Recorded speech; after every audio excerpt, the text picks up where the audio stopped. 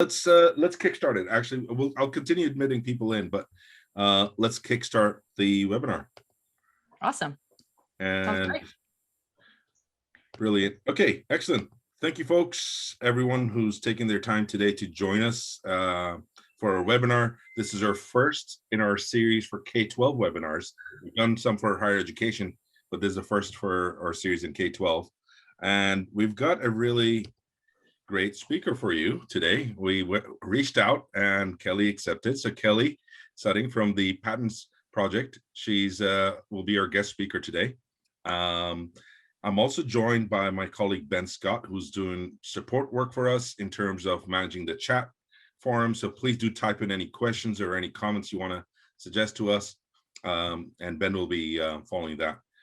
As Kelli said to you, those who joined earlier, you can turn on your videos, you can open up your microphones if you want. More than happy to take audio questions, or if you feel comfortable with that, or if you feel more comfortable with chat, utilize that too. So today's webinar is talking about the power of presentations, why it's important for every voice to be heard. And what we're going to do today is Kelli's presentation is really going to cover quite a lot of this. It's basically going to cover types of communications we have and barriers in the classroom, building equity for all learners, particularly early age learners too. And then time permitting, where you guys are going to get a chance to glance at the presentpal app, which helps address some of these issues. So we will give you an appropriate time to ask us questions too. We've put in 2 different slots for questions where we're officially going to take questions from you guys. So the more questions, the merrier. We'll try to get through all of them. If we couldn't, please reach out to us. I'll put our contact details up later on too. Okay. So I'm going to move it over and pass it on to Kelli. Over to you, Kelli. Yay. So wherever you are, happy morning, afternoon, evening. I know Amir's drinking his hot chocolate. Some of you may be having a glass of wine. I'll be there shortly after this. I'm just kidding. So thanks for having me. Again, I'm super excited. I am Kelli Suding, and I'm here in Indiana working for the PATINS, the nonprofit agency here in Indiana, accountable to the Department of Education and the Department of Administration. So we're grant funded. So everything we do is at no cost. So, which is awesome, because I would be a horrible salesman, my friends. I would be terrible at it. So I'm really happy to go in the classrooms and just really support students and teachers, just really fueled by passion. So this is my background. So we have 8 specialists that cover the entire state, and we each specialize in different areas. So you can see mine is our autism, specific learning differences, Google Chrome accessibility, accessible education materials, and the integration of assistive technology. And I know that's a lot, but I love every aspect of my job. So I work in the classrooms a lot with students all over our state, all public K through 12 schools here in Indiana. And my background is general ed and special ed. I loved working needed those more intensive needs. But again, I loved everything about that. You can look at the quirky stuff about me. And if I always talk about food trucks, and I may always mention food trucks and food during presentations, I don't know why, but I have really found a lot of great food trucks from people all over the states. You're like, sending me emails. Hey, you were talking about food truck. There's one here in North Carolina. I'm like, I'm there. So this is no different. Put those in the chat box. So when I say PATINS, it is your acronym. We're going to go to the next slide, Amir. And PATINS. So it's promoting achievement through technology and instruction for all students. So once we move that next slide, we'll be able to see that there. So yeah, so that is the acronym for PATINS. And then I just want to make sure that just one disclosure that I'm not affiliated with presentpal at all. So I on behalf of just my passion for work, but there's definitely a shared passion for accessibility with myself and presentpal. So when they asked me to do this, I was more than happy, because they talk a lot about universal design for learning, dyslexia, accessibility, and that is my wheelhouse. So I am super happy to be here. And so moving on to the accessibility promise, since I do specialize in accessibility, I just want to make sure that my promise to you during this presentation and the handout that you have is that I'm committed to making that accessible for you. So what I mean by that is you're going to see simple backgrounds. There's nothing really fancy and high contrast. And we do have those automatic captions that are on for your Zoom. So make sure you turn those on if you need that. And just don't forget that you can also save that transcript at the end. let's see what else. Materials. So you're going to have this handout at the end, and there are going to be some QR codes, some shortened links, alt text on all the images. So if you are a screen reader, you will be able to access those, and then multiple visual examples. And you'll have opportunities to ask a lot of questions. So one thing I really wanted to, I read that all out loud just to model what we should be doing for our students. So thinking of your own instruction in your class, if you want to use this and just be mindful of how you're sharing your materials with your class, you can keep some of those points in mind. So then also, just going on to the next slide, is you can follow us on Twitter, on Facebook, follow us. All of our trainings are at no cost. So right now we're doing tons of webinars, so you can hop in on those at any time and see our calendar for those trainings. And then also,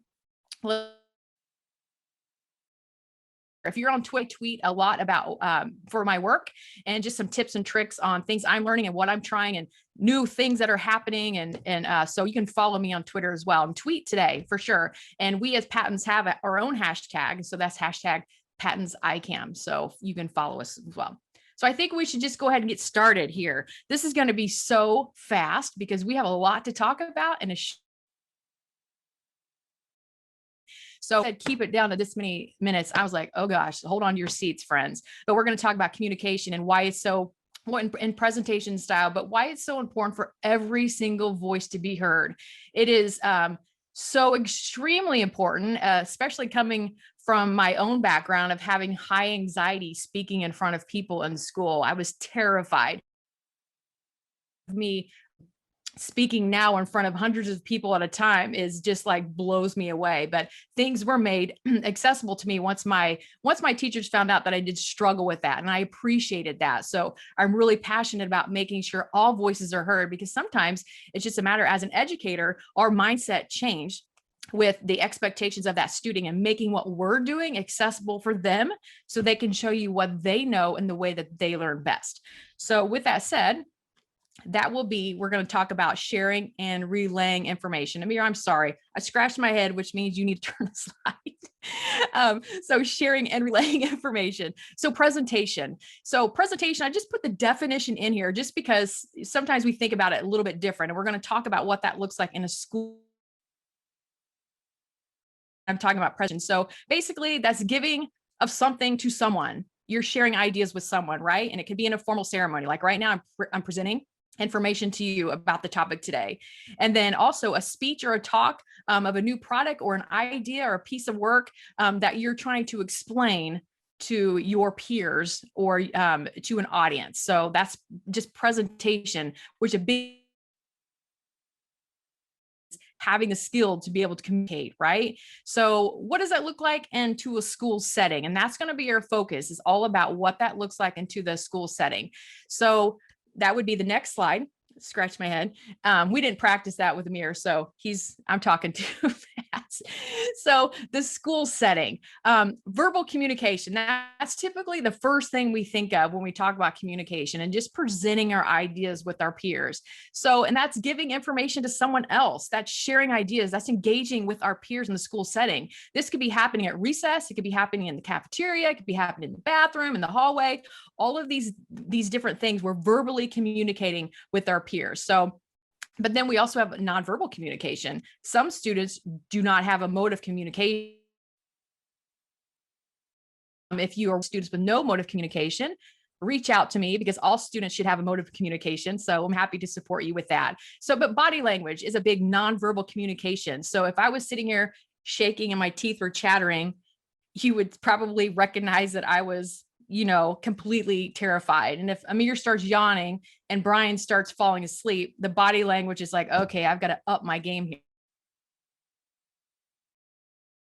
So body language, big part of just communication. And then ASL, American Sign Language, is a part of communication. And then written communication. This is in the school setting. This is a big piece of communicating what we know when it comes to academics. It comes to sharing ideas. So that's through assignments, that's through a project, emails, text, social media, now just texting and making our of just different written communication, thinking of that in a school setting. And then visual communication, meaning using visuals. So if I learned working with students with autism, sometimes when I would have my students come in and I knew something was wrong, but they were unable to communicate in a way with me that was functional for me to understand. So I would have them draw pictures. So I found a lot of things that were very sad that happened over the weekend that I would have never known had I not given them the opportunity to give me a visual representation so they could communicate that need. So that's really important, is that visual communication as well. So we have to think about that. What visuals can students use to support them where it maybe lessens anxiety, or they're able to, and you know, they have a lot of trauma in their background and they're able maybe to show you a police car because that's what happened over the weekend. That visual communication should never be underestimated. So let's just think about on the next slide is now I want you just to imagine how you would feel, and just put this in the chat box. It's not a big test. And I'll try to give as much wait time, like a few seconds, which is amazing, few seconds. So how would you feel if you did not have a way to communicate? Let's just say that something spectacular happened to you and you came into school and for some that your teacher's like, no, not now. I don't want you talking. You can't talk today. How would you feel? So just put that in the chat box. How would you feel if you could not share your ideas with your peers? Frustrated. Absolutely, Kara. Yeah, less than and left out. Absolutely. Frustrated for sure. Big time. Is very frustrated. And you will see some of the students who maybe are working through some behaviors when they get, everything just gets stuck. And that's when some of our students really have physical outbursts, right? Because they're really frustrated and feeling anxious. Yes, feeling so anxious because you want to share what you know, but no one's giving you an opportunity. You can feel all of those things. So think about how, if we have felt those before, our students are feeling that at higher degree because they're around their peers. There's just a lot of pressure on ways that we communicate. Because if we go on to the next slide, oftentimes when we struggle with communication and sharing our ideas, we start getting labeled. Our students start getting labeled. And sometimes I will openly say this, educators can subconsciously label our students, whether, oh, they're just shy. So now we're kind of, because now we have labeled that student shy, right? That's lowering the expectation because we think that student is just shy, when really it could be something else. Students are often labeled as defiant. So it looks like they do not want to do the project. They don't want to talk to anybody. And it could just be because something is going on with that communication, with that ability to share ideas. Some are considered, they think of themselves as non-intelligent, not smart, because they cannot communicate. They cannot present and share and exchange with their peers for some reason, whatever underlying reason that is. And then weird, right? Some of the students who are, maybe they're more quiet and they're silent in class, some of their peers will just think that they're weird. And that is really unfortunate. And it could just be because things are not accessible to them. They don't for them to be able to express their ideas. And so this research here, about 20% of students have experienced bullying. And I think that's a really high number. And that's not even all of the bullying cases have not even been reported, right? And just so you know, and maybe you probably do know this, that 20% of the world's population has signs of dyslexia. And I just thought I was real curious about that. Our students have been made, and it also reflects the percentage of that learning difference. So I thought that was kind of eye-opening. It makes me want to dig deeper into that for sure.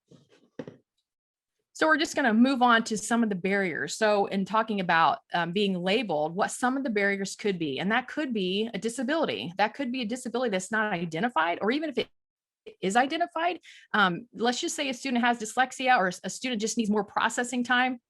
That could be a barrier because things need to be said now. They have to be quick on thinking of ideas and communicating back and forth. So it could be a disability. It could be a language disorder. Maybe the student doesn't understand what they're supposed to do, what the expectation is. They didn't understand what was said, and they're unable to express what they want to say. So that language is a barrier. We have so many students with a lot of in their background, domestic violence, homelessness, there's a lot of trauma that comes into class that maybe we don't know about. And that could be a barrier that we just don't recognize. But there are ways that we should recognize that. And there's ways that we can remove those barriers in a way that we can connect with our students. And then hunger, food insecurities. If a student comes in and they are hungry and because they haven't eaten all weekend or they haven't eaten all day, is absolutely a barrier to communication, because just think, when you are so hungry and your stomach is growling, all you could think about is, I don't want anyone to hear my stomach growl. So then you don't talk because you're trying not to breathe to hear your stomach growl. I have done that before at a conference. I'm like, oh my gosh, my stomach is growling.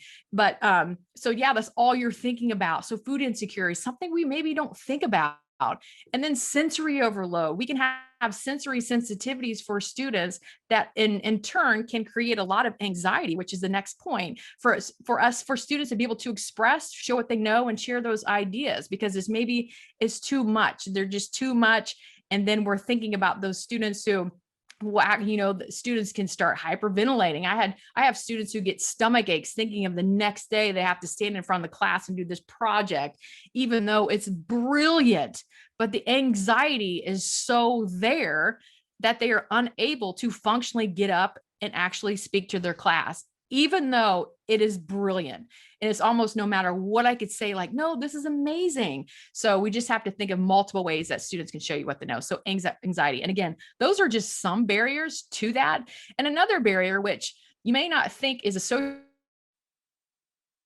talking about, but this is a really big one. So that's on the next slide. And it's about shame, shaming readers when we think about reading. And so I'm just going to read this slide, and this is a really tough one to kind of digest. But Kirsten Kaufman, PhD, a leading psychological expert on the general topic of shame, believes that the level of shame associated with reading disabilities often matches in intensity the shame experience over incest. Okay. Now, I have read this many times and I get goosebumps every single time because this is heartbreaking. So shame, students feel, I'm just referring to students who are talking about school setting, they feel like they're defines, they think it's something that they are, something they're always going to be. These are the students who get asked to read in front of the class and struggle. They're made fun of. They feel insecure. They feel like, I'm not intelligent, I cannot read. And that's different than guilt. So guilt is like a decision we've made. Oh, we feel bad about it. But shame is a real thing. So think about if you are terrified in reading in front of a class, or you're terrified your peers are going to know that you're struggling. How are you going to communicate and really feel confident in presenting your ideas with others? Because you're trying to hide that. You don't want people to see that. You feel so much shame. And there are ways that we can support our students by educating them on what it means to have dyslexia, what it means to be, this learner, what it means to be this, that can really empower them so they don't feel like that defines them. It's something that they can overcome. And just at the bottom, there are some quotes there that you'll have this handout to read, but I work with a lot of students all over the state with dyslexia. And in particular, I worked with this fourth grader, and he just said, I wish I was blind so my dyslexia would just go away. And so he felt so shameful of that. And he didn't understand, like, hey, kiddo, you are an auditory reader. You just need books. We're going to get through this. And he did. And I was really excited about that. But he was feeling so bad about that he actually was becoming very introverted with his friends and in class because he didn't feel confident in that. And that makes me super sad, working with students who have talked about taking their own life just because of that. If you're feeling that, you are not going to feel confident in class to be able to express your ideas with your peers. So just be mindful of that. For when it comes to reading, when we're saying just try harder, read that over, read it again, because there is a big difference between a student's independent reading level, their ability to decode, and their comprehension level. So giving them supports in a way where they even need to read their own speech that they're reading can be a game changer for them, because now they have access to that to support the but just being able to express themselves. And so then moving on with communication is fundamental for so many reasons. And these are just a few reasons that is fundamental. So it's making friends, right? If we need to share ideas and listen to our peers for communication, it's fundamental for learning. It's fundamental to be able to communicate and present our ideas with our friends and our peers and our teachers or educators.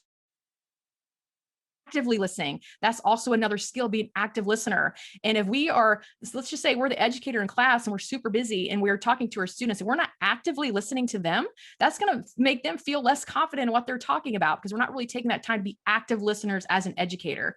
And then being able to show what you know, right? That's a big part. That is fundamental for all students to be able to show you what they know in a way that they learn best. So that's really important. And then this next visual is our Indiana's take on a visual for Every Student Succeeds Act.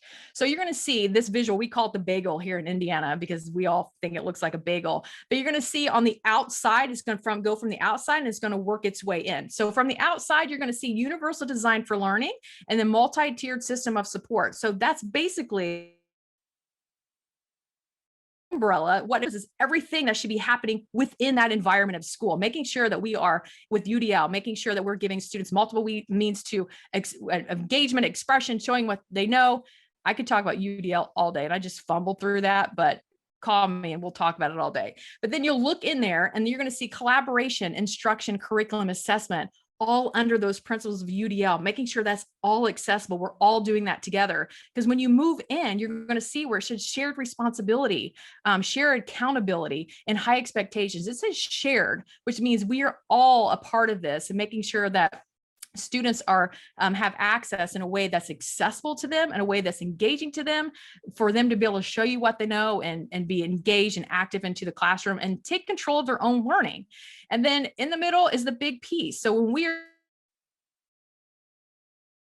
environment and plus access, that accessible access, this is where we're going to get outcomes. So when we have students who are labeling themselves and feeling labeled, and they only are allowed to do one project one way, you're not going to get the outcomes that is really the fair assessment. So making all of that accessible. So we could talk about this diagram all day, and I can share this with you, you'll get this handout, and have any more questions about reach out to me because I don't have a lot of time. So then building equity. So I'm sharing that what we see here in Indiana for Every Student Succeeds is really building equity in our class. And again, I was talking about the barriers and I was saying there's ways that we can support our students. And these are just a few ways. And you may have already heard this, or maybe you're going to be like, oh, I know, but I really want you to be intentional of thinking of these things, because sometimes we just get in the habit. It's just kind of, this is what we do, but are you really doing it? So when I say relationship building, do you really know your students? Have you ever asked them, how do you learn best? How would you like to present this information to your peers? Have you ever asked them that?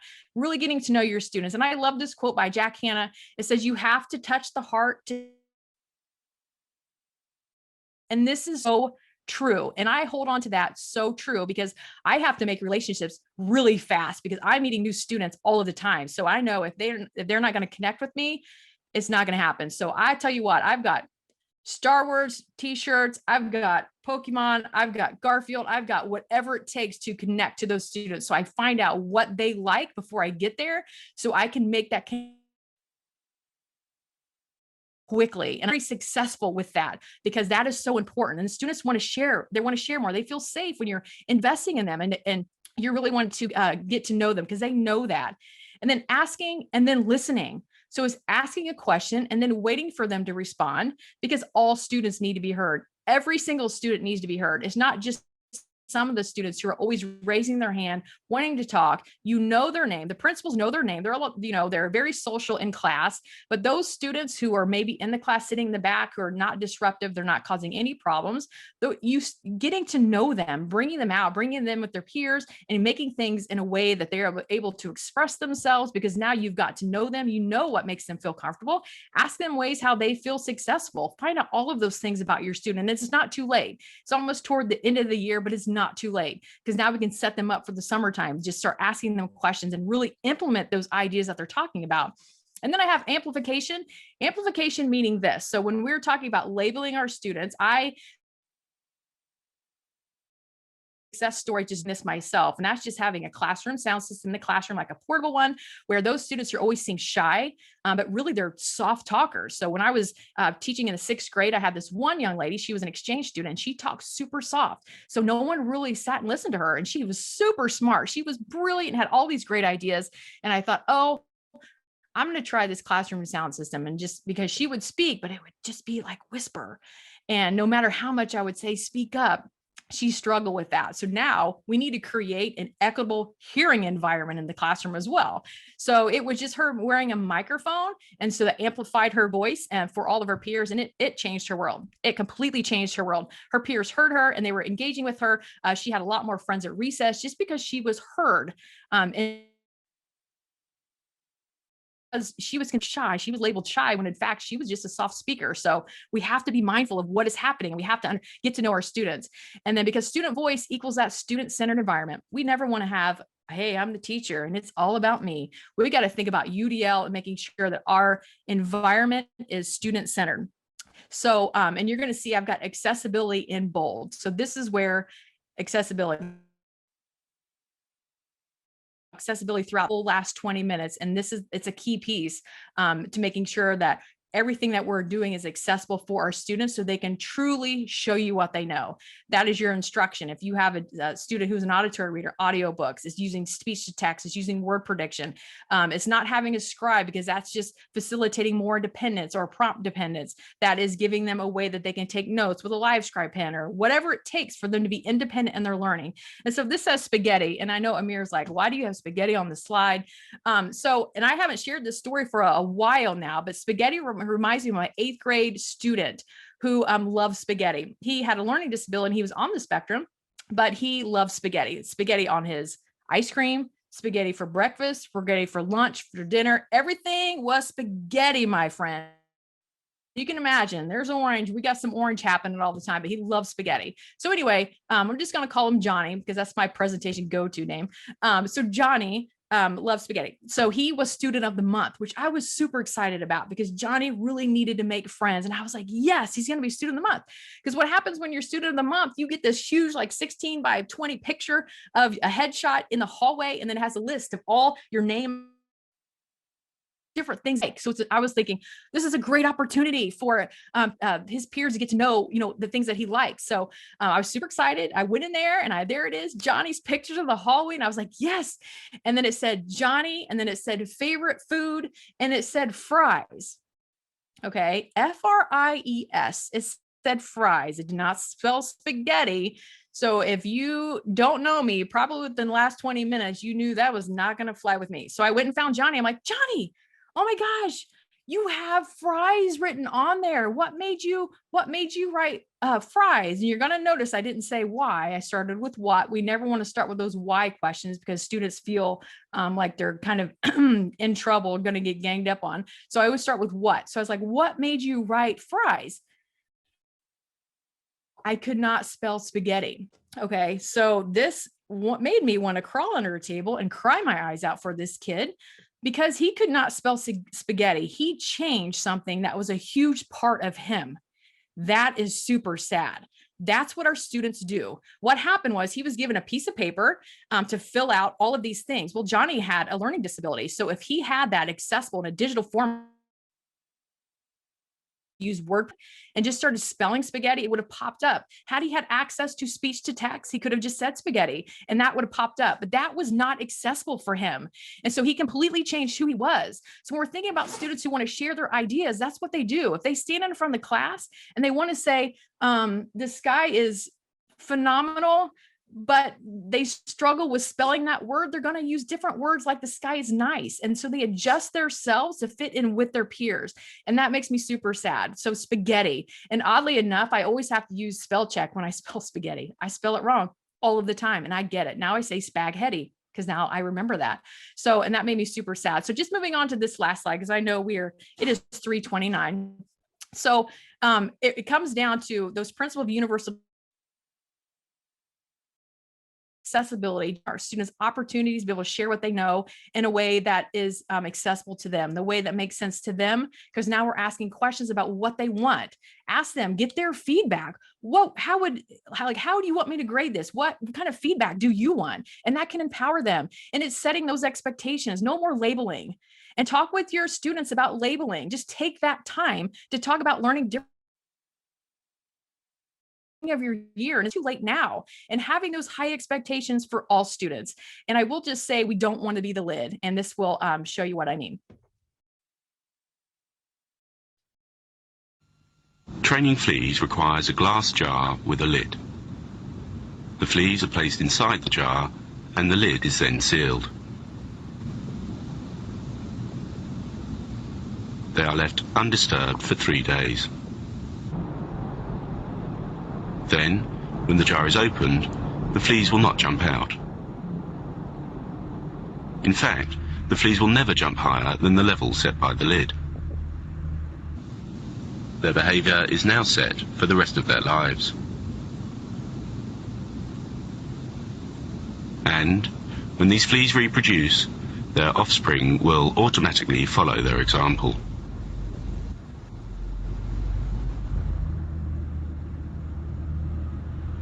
So you could see that expectation. And I just saw Carol Allen pop in. And I think years ago, I saw her do this video and we talked about it at this conference because she was exactly right. Don't be that lid, have that lid off and give your students opportunities so they can excel, because we don't want students to feel like, well, my family can't read or my family doesn't speak in front of anyone. That's not really giving them that expectation. So that is it for me. So don't be the lid. That's the message here. I think I can speak for everyone there. Loved your style of presentation and love the content. I think it's also a good time for us to take a little pause before the next section and take some questions, because I'm sure you've got loads that people have seen here or want to pick our brains on. So let's open it up for questions. If anyone wants to unmute themselves, feel free to go ahead or type your questions on the chat box. We're happy to take your questions. I'm going to sort of come in a little bit in terms of, while people are typing the questions, just a little bit to touch on something that was one of your slides. And Kelly, I think I spoke to you about it before too. One of the slides you had, which really covered about bullying and the impact to communications. The reason it was close to me is, as I said to you before, that's impacted obviously my children, and I saw the regression in their communication because of that. With one of them being diagnosed with dyslexia, for example, having to openly read in class prior to that disclosure, and I saw that regression. And as a parent, you see how much work it takes to build that confidence back up. What is interesting is then obviously over the last 12 months we had this lockdown that happened and the pandemic, and kids were back from learning from home, and now classrooms are opening up again, and almost all the progress we had made, it feels like they'd regress back again because of this lockdown. So what are your thoughts on how to overcome that sort of challenge with or look out for signs that that's happened with a child? Yeah, I think, and Carol's here, and Carol, pipe in here. I think we're all better together when it comes to this. Yeah, it's just, I mean, the big thing is just getting to know your students. So it's like, if you knew that they were one way before and you start seeing that decline, it's imperative that we take that time to really have conversations. And it's all about like, what's making you feel this way? What's new happening? Just giving them that safe environment to where they can open up and communicate. Carol, do you have anything to add to that? I'll put you on the spot. Yeah, I would. You're exactly right. The difficulty is that when it's things like bullying, it is that there's a level of embarrassment sometimes about admitting that it's happening to you, and not wanting things shared and not wanting to talk about it. So you know that I always talk about the more complex the child, or any child that you work with, or any adult you work with, it's about getting that connection right. So you're right there. And then with some, you can ask the questions. With others, what you have to do is, if you think of toddlers and parallel play, you know the stage that toddlers go through where they parallel play. So they are next to each other. They're probably dealing with the same resources, but and there will be some connection. There is in fact, if you video, there's incredible patterning of repetition of moves and eye glances and even breathing. I mean, it is that clever, parallel play. what you need to do, I think, if you've got somebody and you sense it's going to be a tricky conversation, they're not going to give it up, is to jointly embark on something like a mini animation project. Let's make a mini animation and let's have this character and let's do that, and jointly work together. And it can be anything. It can be painting a picture. It could be painting a wall in your house. It could be washing the kitchen floor. It doesn't matter. Jointly do something. I quite like doing it with animation. And then the conversation will come out. I can absolutely guarantee it. Not sitting somebody down face to face and saying, you know, what's happening. Doing something together jointly and saying, oh, I'm not very good at this or something, and can you help me with it, and empower them a bit and get that communication going. And you know what? It will come out. No, brilliant. Thanks, Carol. Really appreciate that.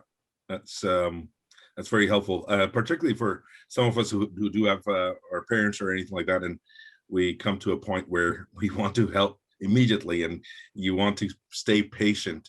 So that's really, yeah, exactly. No. Yeah, and it's one of those where you have to work at their pace too, and how each child is different. So that's really, really wonderful. I'm just mindful of the time, so I'm going to continue onwards, but keep typing in your questions. We will take them at the end also. So we will try to get to your questions. Kelly's contact details I'm going to put up at the end of the slides too. And she's welcomed anyone reaching out to her directly. So feel free to reach out to her via email or anything like that. And we'll have as we mentioned before, the slide decks here. You'll get them as handouts for everyone who's just attended today too. So look out for that in your emails too. So one common theme that you notice probably here in the topic that we were talking about here is about communications and how that's important. And this is kind of like where we were really passionate about speaking about communication, and why presentpal was created as a tool to help anyone who has anxiety or stress around communications and oral communications and wants to improve their confidence within that. And the journey kind of begins with our founder, Chris. The reason why this slide's important, I think, to show is the intent behind creating this product. What was it? What made you guys do this? And this is kind of that story. This is that story of why it was created. And it starts off with Chris actually facing this problem, like so many other students do, while he was at school. And Chris was asked to do a lot of presentations as part of his coursework.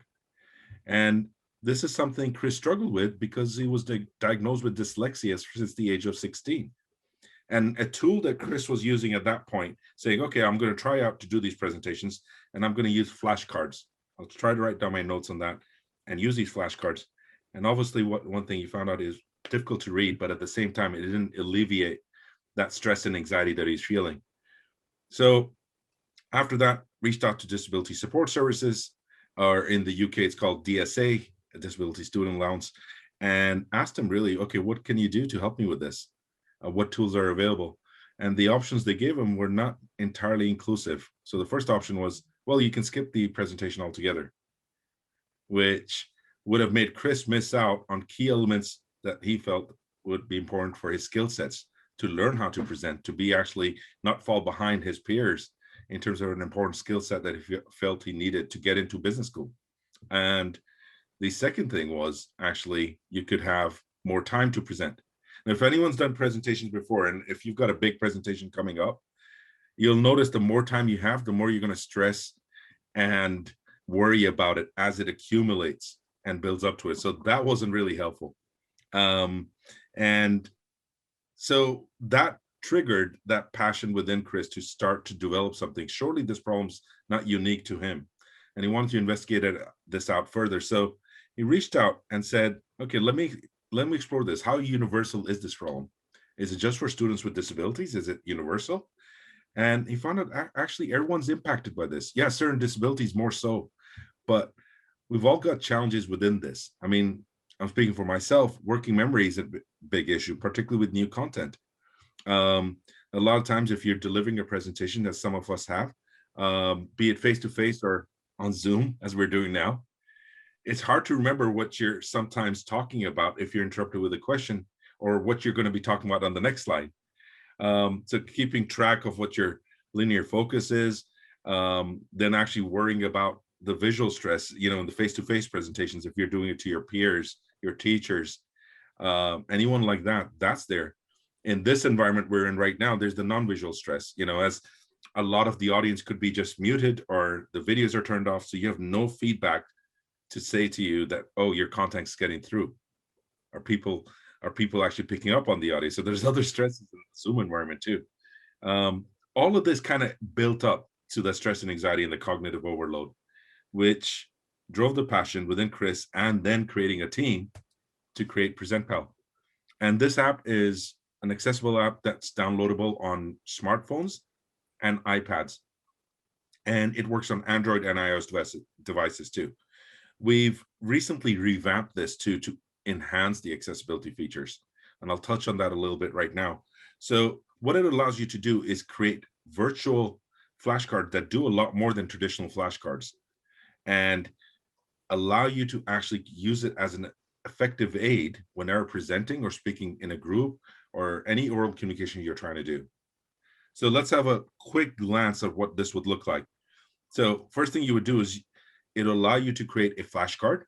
And let's say I have 8 presentation slides. What I would then do is create 8 flashcards.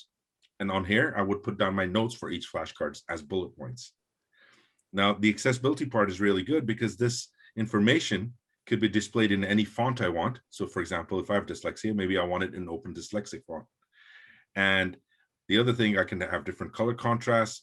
There's speech to text built in, and there's also text to speech. So if that's something that is useful, particularly if you're an auditory learner, that becomes in very handy.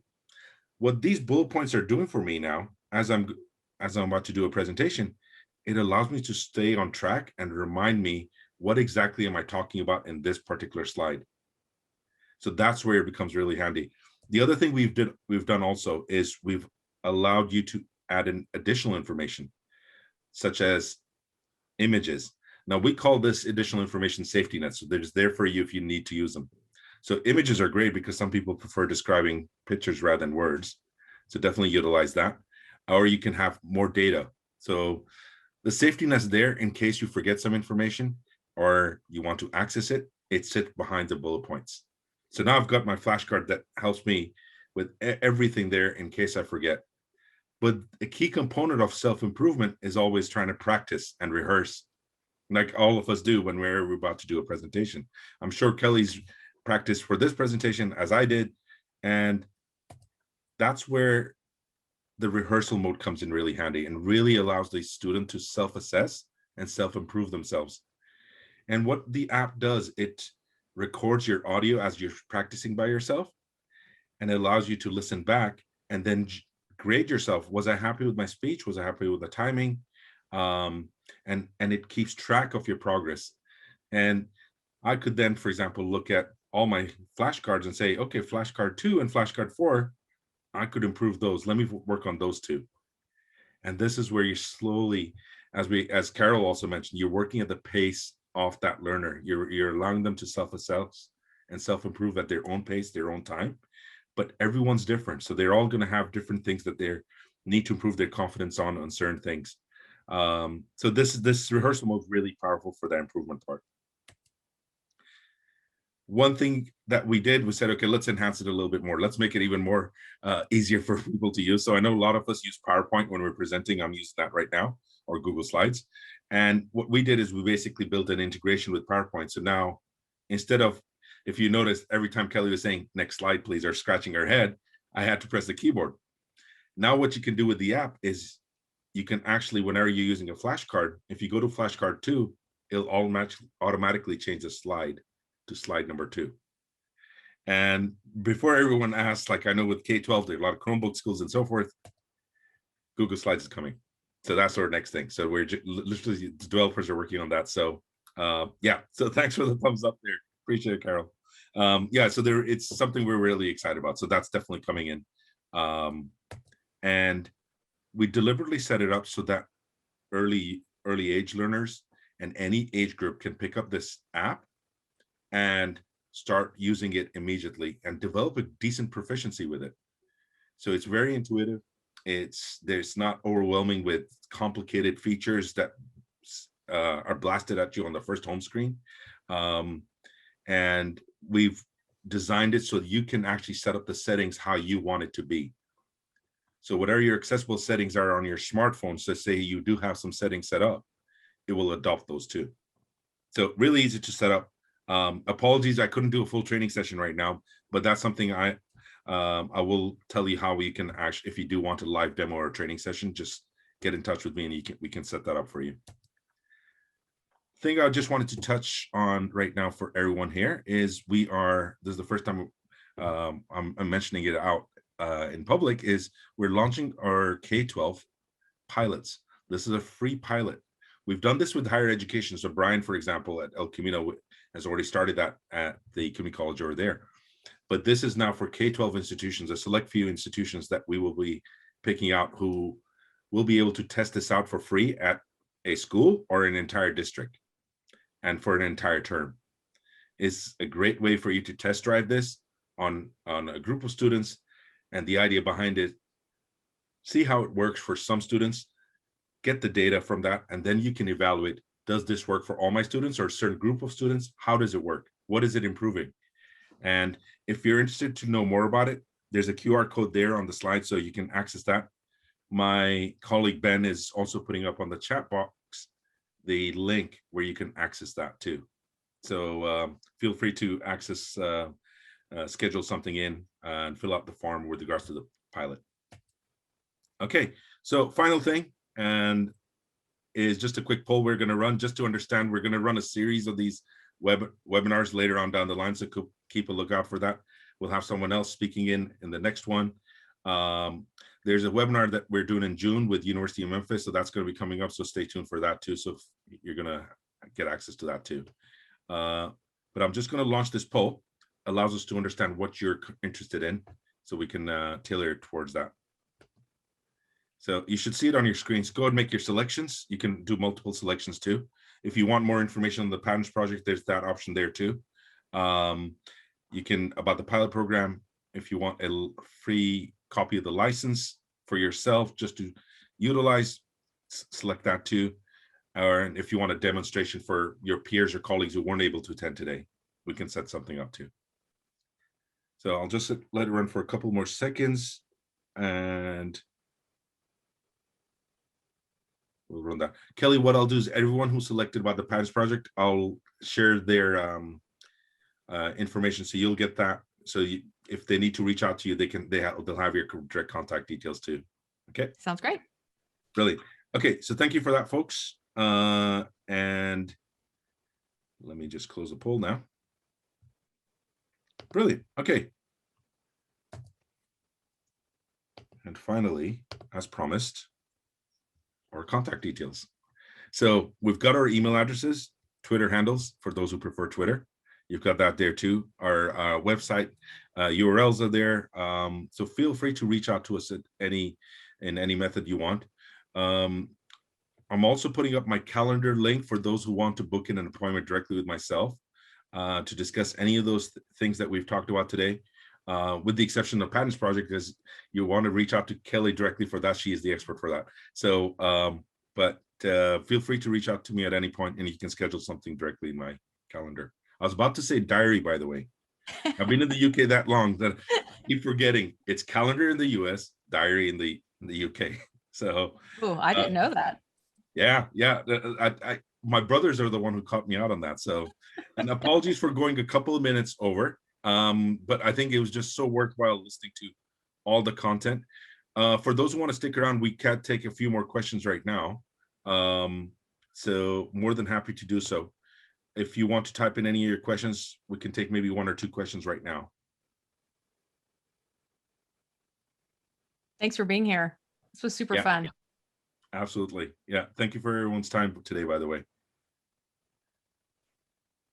And Brian, give my regards to Tiffany and everyone at your office too, by the way. So hope you guys are well. In my home state of California, that's where Brian's from. And so, yeah. So hopefully I look forward to seeing all as well. Yeah. I was saying I'm looking forward to seeing a lot of you face to face. I know Chris and the team and Cara, our chief marketing officer, we're always talking about, okay, when our conference is going to start again, when it will be safe for us to do that again. And, you know, knock on wood, you know, we get through this difficult period that everyone's facing in different stages too. But yeah, I'm looking forward to that, because that social interaction is just brilliant whenever we do have the chance. Won't take it for granted now. Put it this Agreed, 110%. Brilliant. Brilliant. Okay. Excellent. Well, Kelly, I really want to thank you from our team for being such a great speaker, and Carol also for your input, and everyone also for joining in here and you know, supporting us through this. You know, it's really topical, and it's the content that you presented, Kelly, is I think so important for all of us to understand and improve on. So thank you from us. Really appreciate it. And thank you everyone for coming in today. Thank you so much. Brilliant. Take care. Have a great afternoon, evening, morning, wherever you guys are. So take care, everyone. Stay safe. Bye.